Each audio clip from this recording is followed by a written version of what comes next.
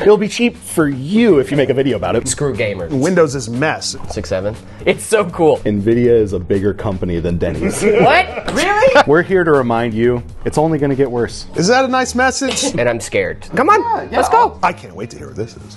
Oh no, the Steam machine's not being subsidized. Oh, we've got some big news. We're going to talk about that. NVIDIA's new Hotfix driver gives a 50% increase to performance. FSR Redstone is a thing. What's it about? Price hikes for AMD GPUs coming? And Balatro and Fortnite? Oh, it's all today on the show. You know the drill. Let's get into it. So the Steam machine, huh? Yeah.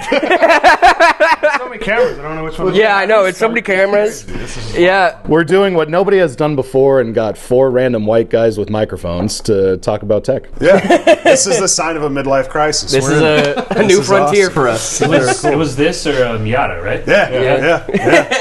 Miatas are expensive these days. Yes, they are. We're adding a new player to the game. Hi, Ryan. Hey, guys. Ryan's one of the co-owners here at Meta PCs, joining us on the show. He works here. I work here. You're a member of the channel, the Meta PCs channel. I am. Yeah, he signed up 10 times. Hardworking member. There's been non-stop chatter about this Steam machine, and a lot of it is coming down to price. And did we not say? In fact, I remember you saying, Trav. Yeah, the price is really going to be what makes or breaks it. And it's absolutely becoming price. Yeah. A little lesser known tech deity, Linus, decided to get a little hands-on demo with it. And I wish I was in this room because like every single article I've read about this is all of them kind of saying the same thing of Linus being like, yo, this is really cool. I'm really hoping that this comes in around like the $500, $600 mark. And then just a room of about that. Yeah, about that. We're not selling this at a loss, which is the one thing that they could mess up entirely besides the user experience. So it's they're saying that it's going to be a little bit more along the PC side of things. People are estimating it's going to be around like the 900 mark, which you called in the first episode. So yeah, Zach. Sorry for that prediction. I apologize. You could have called it lower. And we would have It's your fault. This is all my fault. They heard that Zack said it was going to be $900. They were like, all right, we got to make it $900, dude. All because you didn't want to read Great Gatsby, man. Yeah, I can't believe it. I learned it all from ChatGPT and told me what it's all about. It's crazy, dude. They're split, right? So I tweeted as well. I was like, okay, this is not going to be the price of a Steam Deck if that's what you were anticipating. People are like, well, that's not what I was anticipating. I'm actually fine paying the $1,000 for this. You know? So, well, and here's the thing. Like, Steam has such a market of people already that are Steam loyalists that will buy it. There's truth to that. Like 100% will buy it. In fact, I'd be lying if I said I'm not considering buying it. Because it's kind of cool to have something sitting on your TV that you can jam on. I think that's kind of fun. But I think it does give people pause that are considering, do I get a PC? Because $1,000, you can do some damage on a PC build with $1,000. Or do I get this? I don't know if that's the decision people are making. It might be, do I get the new gen Xbox? It's probably going to be around the same price. Yeah. We know it's going to have better hardware. It's going to be more PC-like. Or do I go with the Steam machine? That's probably the decision most people are making. And I think with that decision too, it's going to be pretty cut and dry. Like, I think a lot of Steam loyalists and, you know, even people that are on Xbox right now, seeing that Xbox is trying to make Steam a thing on their platform, even on the console side of it too, it's just like, yeah, if you're already going to be getting an Xbox that has Steam on it, why not just get the Steam machine and call it a day? And I saw a lot of people talking about that particular thing of like SteamOS talks between Microsoft and potentially Sony being thrown into the mix. I don't think that's been confirmed yet, but it's split 50-50 there too, of people being like, oh, Xbox is scared, versus like, oh yeah, no, Steam is just going to sell all of their stuff, and like even if the Steam machine doesn't like perform as well as we thought it would, it's just going to make up all that money by licensing it out, SteamOS. Should Xbox be scared of the Steam machine? So I think you're talking industry impact now, right? So how does the Steam machine and potential future similar hardware, how does that affect both the console side and PC gaming side, right? That's like the basis of the question. I think it's interesting because I think it brings console crowd to PC gaming as kind of an in-between. So you might get a lot of converts who were in the past were console gamers who now, that's like the entry gateway to PC gaming. And then they realize, oh, this is pretty cool. This is better than, you know, potentially better graphics, better performance, and I can take all those games that I've got and get a PC in the future, right? And then PCs, I think, big part advantage of a PC is everything else it can do. Right. Right? And that's something that's worth talking about, you know? Even though the gaming is obviously the focus here, but everything else. I could honestly see this being a kind of middle ground stepping stone for people that are moving from console to PC, because now you have something in the middle that can, you know, I could definitely see it being like, well, yeah, I got this Steam Machine thing as like a console, but then I found myself opening up the desktop mode a lot. And then it's like, oh, okay, now like maybe I need a PC. And especially since it's running Linux too, that's going to clip a lot of the performance that you could get like off of a Windows machine at the knees, right? Because you can't use Photoshop, you can't use a lot of the Windows applications that you're used to. So I think people are going to be like, oh, I'm actually using this for productivity, but I can't use the applications I want to unless I get a Windows machine. And then it might switch people over to PC. Well, even if you have like a baller rig, I have a pretty good rig. I got a 5080 in it. It's a pretty nice setup. I like it. If I got this Steam machine, I could remote play from my baller desktop, right? So it's not like even a replacement for me. It could just be something to enhance my current setup of like all the offerings I've got. Yeah, but you can already do that with a mini PC though, can't you? Like with remote play? Sure. Yeah, like that would be my thought is like, you know, because I've been considering getting like a mini PC hooking up to my TV, and that way I can use my desktop hardware that's in the same room to game on my TV, like more like a console experience. But I think that like, a lot of people don't know that's even an option right now. So a lot of people are going to do it. You can do it to your phone too, right? Yeah. So it's kind of the same. It's like a best version of how that works for you in your living room. And the fact that you're asking that question goes back to the price, because you're like, well, can I just get a mini PC and do it? Yeah. This is where we're getting into the dollar amount, where it's like, okay, do I just get a mini PC? Right. Do I get the Steam Deck? I think most people that aren't like maybe as technically inclined, like new to PC gaming, would opt for the Steam Machine route. Oh, for sure. To fill that. It's what we got to in the first episode of like the user experience of it. So like getting into a brand new mini ITX build, like if you're a parent giving that to your kid on Christmas Day, if you don't know how to set up a PC or like get the Microsoft account and all that good stuff, like that's just a absolute headache. And I think if they can make that out-of-box experience really good, it's going to really bridge that gap in a really nice way. My take on it, and I was talking to my nephew, who is a huge like Nintendo diehard fan, and he likened it to like all of these features of, you could run Blender on it and like run it in your living room and whatnot. He described it as like, you know how the Switch, they advertise that you can play it on tabletop mode? When was the last time you ever saw anybody playing a Switch on tabletop? It's like you're either playing it handheld or you're playing it on the TV. And like I feel like Steam Machine on paper is able to deliver on like a lot of those different like play styles, workstation-esque type stuff. But like, are you going to take that thing from your living room and bring it to your desk next to your PC, if you have one already, and actually use it in that way? Or is it going to just be a console that can? I feel like the latter is going to be where it sits. What about VR use cases with the Steam Machine? Like a headset that you're going to like boot up a VR game. I feel like a lot of people will use their TV living room as your VR space and maybe not their office or gaming station, right? Yeah, I mean, I think the VR side of it definitely has a lot of promise. I'm like, the more I looked at it, and we saw a lot of comments on the first video talking about it, but like the more I looked at it and realized that like some of the features are not going to be as high fidelity as we originally thought, with like black and white pass through. Like they're really leaning into like, this isn't meant to be an AR headset like the Vision Pro and like Quest 3. They're really trying to lean into this being essentially just a screen for your face. And it gets right back into like the remote play aspect that you guys are talking about, of like, you can use that, and you can use that feature on the Steam Machine. You could also use it on a regular PC. To your point though, again, user experience. So like, not a lot of people have room for VR, myself included. I cannot run VR in my office right now, but being able to bring that out into the living room and not have to do like the Quest 3 thing of like setting up a Chromecast or like hooking it up to your phone and then casting it to your TV. Like, there are too many steps in between. If they're able to make it a little bit more of a seamless experience of like, hey, turn on the cube, put on the headset, and boom, you're done. Child friendly, user friendly. Like, that's really where I think they're going to make up any ill will against the price, is that it has to be a locked in user experience. Yeah, 100%. 100%. It's interesting, man. I'm curious to see, because from Microsoft's perspective here, because this seems like a ecosystem, right? And like one of Microsoft's biggest enemies in this market right now, especially on like the PC like hardware side of things, is Apple. Like these ecosystems that people have, you know, that you lock in. Like when you lock in this ecosystem, you're in it for a long time. So I'm wondering if Steam actually does succeed in making this into an ecosystem. Is that going to be really, really bad for like Sony and Xbox and things like that? Potentially. Potentially. If they don't play ball. Yeah. Like, Xbox has proven they want to play ball. Sony is quiet.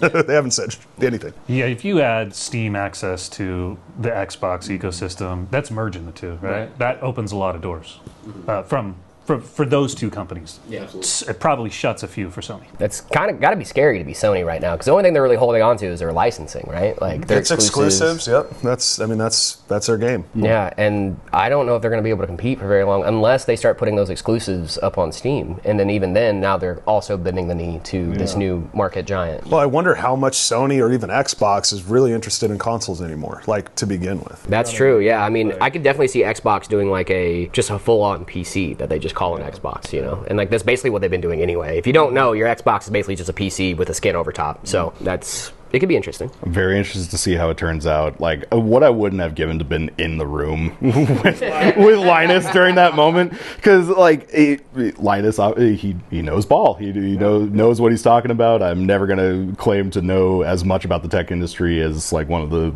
biggest tech tubers out there. But to have who I imagine is like an idol to some of the people in the room, being like, "Hey, we brought you this new thing. It's our new Gabe Cube. We're very proud of it. I hope what you do like think?" this. And it's just like, yeah, I mean, this will be great if it's cheap. So about that. What do we mean by cheap? Yeah, we'll send you a demo unit. Yeah, it'll be cheap for you if you make a video about it, but like, but that's the part that like I was blown away, because I'm reading all these articles. I'm like, that had to have been the most awkward pitch possibly in Valve history. Like, I have no idea how that went. I wish I was in the room for it. Would have paid to see that. Yeah, that's wild stuff. But yeah, it's not subsidized, which means we can't afford to rent it in New York. So yeah. Are there any cost analysis done yet on the like expected cost breakdown? I think cost of goods sold. I think somebody did the math on it. It's about $425 for like Old RAM prices or new RAM prices? old RAM prices. Yeah. I'm assuming old RAM prices for that. There's 16 gigs in here already, so that's gonna go up to probably about, I don't know, like $600-700 for cost of goods sold. $600-700. Can't believe we did that. Yeah, that was so embarrassing. I'm so sorry. Yeah, sorry for unsubscribing and all that fun stuff. But yeah, no, like I think that's going to be about the cost of goods sold at the end of the day. It's $600. They gotta make a couple of bucks, right? For sure. I just wish they were like, hey, we can just sell it for cost and then get stuff on the back end. But I get it. Like, Yeah, it's a different strat. Like, and that may be their strategy on the next version of the Steam machine. Like, this could be something where they're testing the waters. They're like, I just don't want to lose money on hardware. I just want to see if it's going to work. And then next gen, maybe it gets cheaper even. Like, you know what I mean? And then the Steam Machine Pro comes out, and it's literally just a PC. the Steam Machine 2. It's in a fractal Terra case. Yeah, slap a Meta PC logo on it, and we're done. But yeah, no, the Steam Machine is definitely still at top of mind, I think, for a lot of folks. I'm very excited to see what comes from it. I'm excited to get my hands on it. Like, I don't, depending on what price tag it comes at, I have no idea if I'm actually going to be able to like legitimately afford one, but I have a feeling, you know, wink wink, nudge nudge, that maybe we do something on the Yeah, we might do something like that. I'm interested to see what comes out. There's a lot of good comments and stuff online. If you guys have stuff you want to add as well, just throw them in the comments on this video. The last one we did, we got a lot of good engagement, a lot of good feedback. So curious what you guys are thinking. Let us know in the comments. So have we heard about this new NVIDIA driver that came out, the Hotfix driver? It's fixing FPS on a lot of titles, and it's a Windows. It's fixing Windows's mess, isn't it? Yeah. So NVIDIA basically came out with this driver that was like, hey, so apparently Microsoft has been screwing you guys, so we're gonna fix that and give you 50% of performance back in some games. It's not in every game. It's in some games. For all 12 of you still playing Assassin's Creed Shadows, here you go. How often do we see Microsoft like release an update that breaks things? Too often. Yeah. Even the last few weeks, we had the Windows recovery environment that you just could not use your mouse and keyboard in unless you used a PS2 port, which is hilarious to me that that's still relevant somehow. It's so cool. But that happened. We had the SSD issue, the task manager issue. Like, all of these are within the last couple of months. Activation issue? Yeah, activation issue too. Like, all of these were in the last couple of months. So it's not surprising to me that we found out that, you know, something on the Windows side messed up your your gaming experience. I think this is the first time it's been gaming specific though. Like this is like, hey, screw gamers, you know. At this level. Yeah, and I don't think Microsoft is trying to do that per se at all. It's obviously that's bad for the brand. It would be so bad for the brand, but I think that it's definitely a big old oopsie from Microsoft. Where I get like, I'm like, okay, that's great for NVIDIA users. What about and the poor Intel? Oh yeah.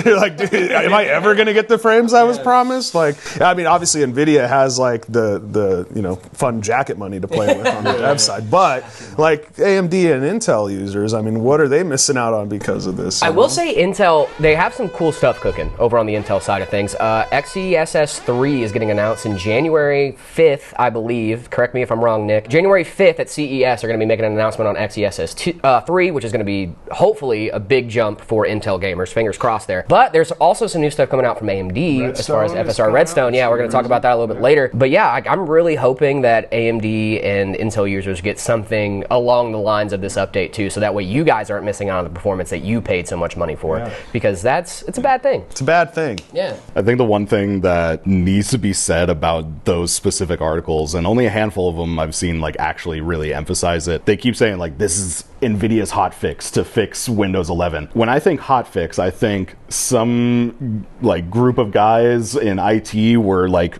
balls to the wall for like 5 days, maybe, if that. This has been going on since October.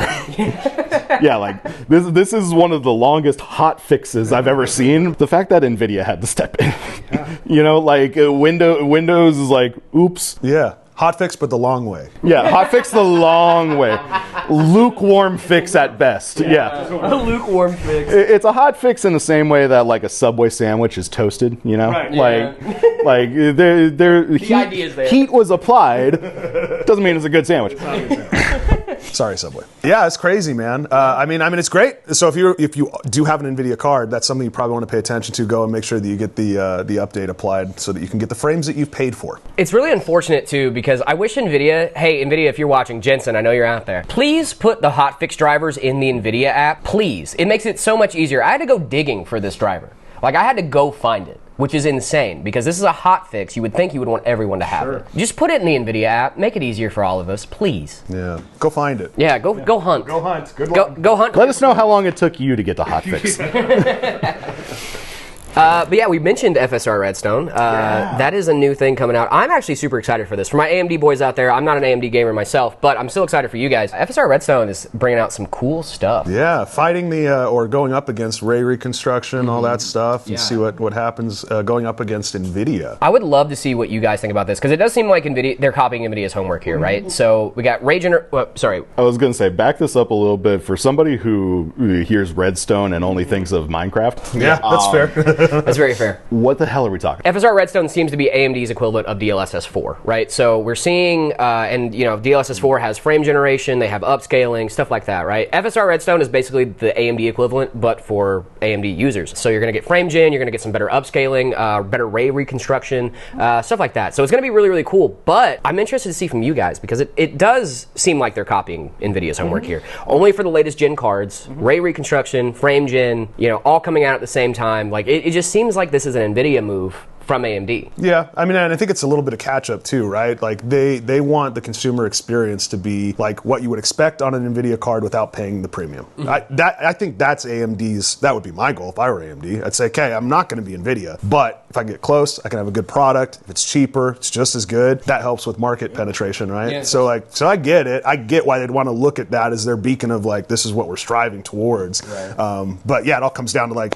does it perform? Right. Does it work? Because we won't really know until it comes out December 10th is the first time it actually gets implemented, and I think it's only in a few games too. Much like DLSS 4, it's only in a few games. So like, you know, don't get your hopes up that this is going to like revolutionize gaming forever. Like it's going to have to train and stuff like that, because it is AI frame generation, much like NVIDIA has, and that's why like I preach that frame gen is not a bad thing if it's supported in your game, because it's trained on the game itself. Bad news on Redstone though. Uh-oh. Only the new 90 series cards. So this doesn't apply to everybody. So if you have like an older card that's not the current Gen 90 series AMD GPU, you don't get to take advantage of Redstone yet. Maybe that changes. I don't know. But that's something to be aware of too. So if you've got an older Gen AMD card, that's not something you're going to see on day one. Yeah, it wouldn't surprise me either because we saw like things like DLSS 4 come into the 40 series cards. And it wasn't the same implementation, obviously, because the product is very different when it was already like something that was implemented before and now it's a new thing. So I'm interested to see if FSR Redstone does come to like 7,000 series. I don't think it would go to 6,000 series. That's going to be partially a limitation on the hardware, though, right? Like that's the newest hardware gets the newest toys. Like that's just kind of progression of the technology. And fortunately, there's been really good adoption of the 90 series. Like 9070 XT, man, what a great card. Oh, it's so good. They crushed on that. It's a great card. 9060 XT is also a great card. Yeah, I mean, I don't think I would recommend, like personally, I wouldn't recommend the 9070 base and the 9060 base because the XT is like, what, 50 more bucks on top of it? And you got so much more performance just for that 50 bucks. I would always recommend getting the XT variant of whichever AMD card you're getting. But honestly, they cooked hard on those cards, and like my girlfriend uses a 9060 XT every single day, and she loves that thing. Never been an NVIDIA gamer ever, and she's just like, I love this card. Yeah, it's great. So, that's awesome. Isn't NVIDIA and AMD, they're cousins, aren't they? Yeah, Lisa and Jensen. Yeah. So like, it's very distant, but they're cousins. What do you think that Thanksgiving? You know what I mean? Like you're sitting down, it's like, hey, can you pass the potatoes? Good job on Redstone. Nice job. That's just... You think they're encouraging each other, brother? They're not talking at Thanksgiving. You think? Like, I love that you think this is like a cordial beef. Like, no, they're sticking to the politics conversation. Exactly. They're sticking to the. They're inviting political conversation just to avoid business. So politics, huh? Let's disagree on that instead of frame generation technology. That'd be cool. Hey, Jensen, nice jacket. Cool jacket. Poser. I heard you raised the price of fried chicken in Korea somehow. That was wild. That was a wild story. I don't think we ever actually released that short video. Yeah.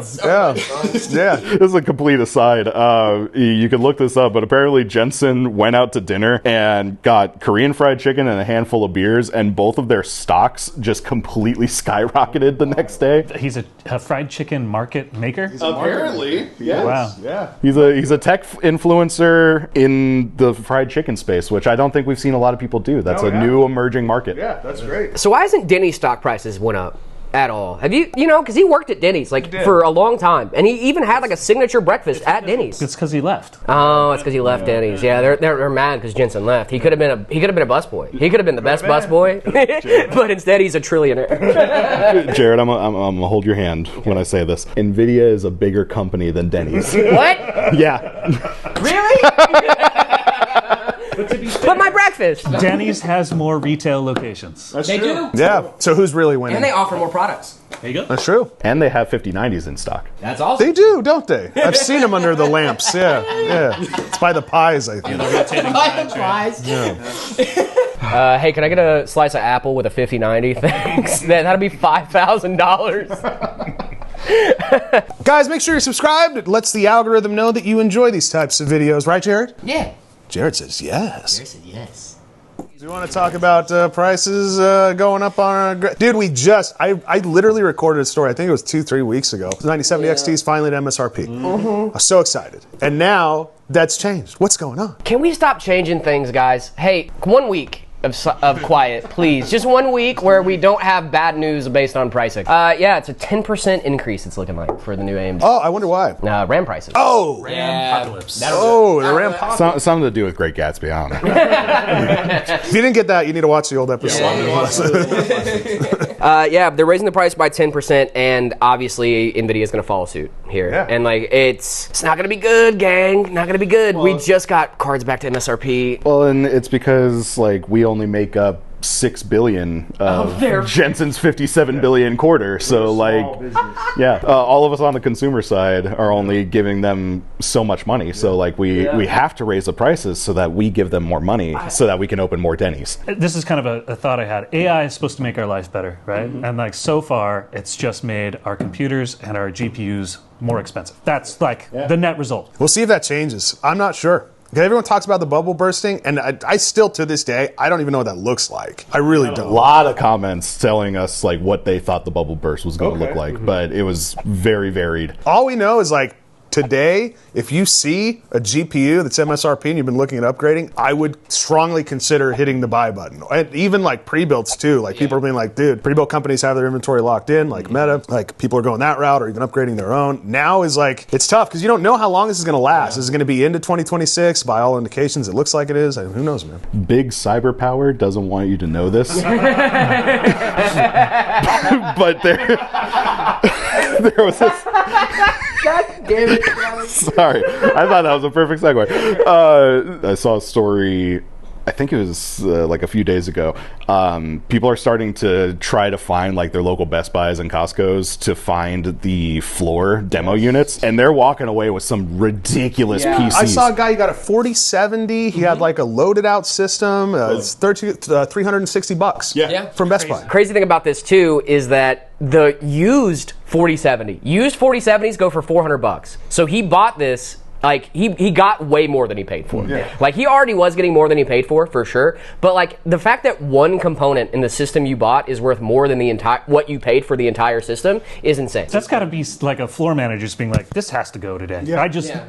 We got to get this thing out of here. It's like a reverse of your "I know what I got" bit. Like We're not sure what this is. we don't. It's a box. There's a box with that computes and stuff. The box is open. I don't know what to do with it. There had to be one guy in that store that was like, listen, guys, this is ridiculous, all right? But it didn't. They didn't do that. I feel bad for the Geekbench employee that they had to talk his ear off to get that display model off of the floor and be like, hey, listen, I need this now. Like, right now, this is mine. I already paid for it in my head. So Well, we have perfectly good Chromebooks back here, don't sir. care. And you get 10 free hours of NVIDIA. We're just throwing all of our news articles into this at this point. Oh, that's funny. So yeah, 10% up on AMD cards at least is what Yeah. they're saying. That'll probably change in the future. That's the scary part, right? Is because right now they're saying 10%. But with RAM prices going the way they are and like going up By the day. by the day. RAM's up like 200% at this Yeah. point. So like I can only imagine the cards are going to catch up soon. It's insane work, and I'm scared. I'm scared to be in this market right now. I'm glad I'm not. Well, we're in it together, which Yeah. is why you should be subscribed, so we can be on this journey as a family. So we can all stop being poor together. Yeah. It's going to take all of us. It takes a village to raise a podcast, okay?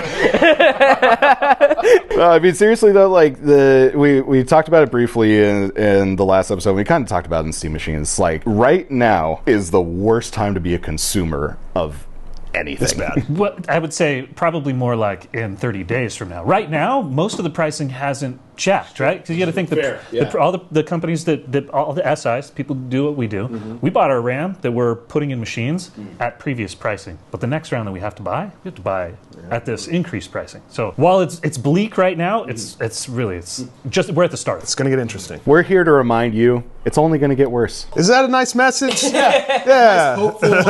Never skip a hope core video. I'm curious to see where this pricing is gonna like finalize, right? Because right now, if you're looking at RAM pricing, it's very wishy-washy, like it's a little fluid right now. You know, you never know if like the next time you refresh it's going to go up a little bit, but eventually it might kind of settle down at some point, hopefully, maybe. I don't know what point that is, but it's a scary time to be in this market right now. We just kind of have to wait and see what's going to happen. It's interesting too. Like I want everyone to remember, like when there was a shortage on graphics cards and pandemic, things like that, there were some companies that leaped right to doubling, tripling prices on their products. The same thing is happening with RAM. There are manufacturers that make a lot of RAM that the second that there was wind of RAM prices going up, wasted no time with the existing inventory to raise the price. I will remember those companies like 100%. Like, you know what I mean? I'm like, I know, I'm not going to mention names, but I know you're a big company.